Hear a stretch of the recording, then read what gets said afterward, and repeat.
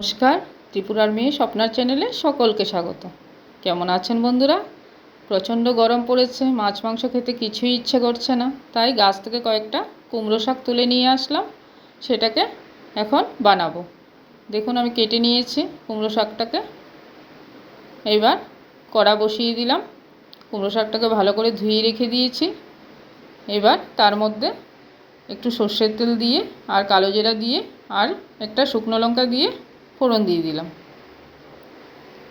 এবার শুকনো লঙ্কাটা যখন লাল লাল হয়ে আসবে তার মধ্যে কয়েকটা কাঁঠালের দানা দিয়ে দিয়েছি। আপনারা কাঁঠালের দানা না দিলেও পারেন, বড়ি থাকলে ঘরে বড়ি দিয়ে দেবেন। আর তার মধ্যে কিছু ভেজিটেবলস দিয়ে দিলাম, দিয়ে একটু ভাজা ভাজা করে নেব হালকা করে। তার উপরে এবার কেটে রাখা কুমড়ো শাকগুলি দিয়ে ভালো করে নাড়াতে থাকবো। আর তার মধ্যে কিছু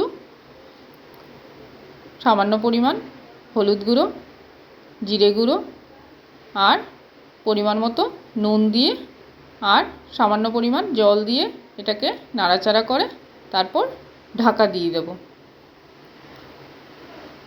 10 মিনিটের জন্য। এবার 10 মিনিট পর আমার কুমড়ো শাক সিদ্ধ হয়ে গেছে।